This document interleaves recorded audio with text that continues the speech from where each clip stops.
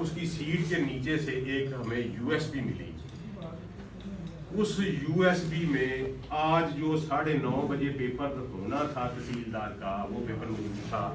7:45 बजे, और बाकी पेपर्स भी थे पहले के जो हो चुके थे। कर दिया वो फिर हमने कन्फ्रंट करवाया, जब जनाब कमीशन वालों के सामने रखा कि उन्होंने कहा, चेयरमैन साहब ने कहा जी वाकई मेरा मतलब है, तो फिर उन्होंने 8:30 बजे पेपर जो है वो कैंसिल कर दिया। तो उसके बाद फिर हमने फर्दर इन्वेस्टिगेशन शुरू की,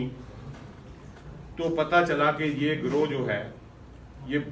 इन्होंने अभी तक जो हमारे सामने कन्फेस किया है, इन्होंने सबसे पहले लेक्चरर डिप्टी अकाउंट ऑफिसर का पेपर बेचा, फिर इन्होंने लेक्चरर केमिस्ट्री का पेपर बेचा, फिर इन्होंने लेक्चरर एजुकेशन का पेपर बेचा, फिर उन्होंने असिस्टेंट डायरेक्टर एंटी करप्शन का पेपर बेचा, फिर उन्होंने इंस्पेक्टर एंटी करप्शन का पेपर बेचा, और अब इन्होंने तहसीलदार का जी पेपर बेचा। ये अभी तक इनका कन्फेशन है, और अभी तक जो तफ्तीश हमारी जारी है, फाइनल कंक्लूजन नहीं है।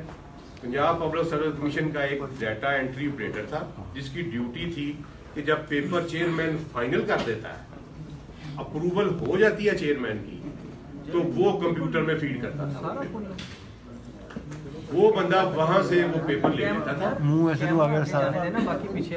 यूएसबी में कॉपी कर लेता था,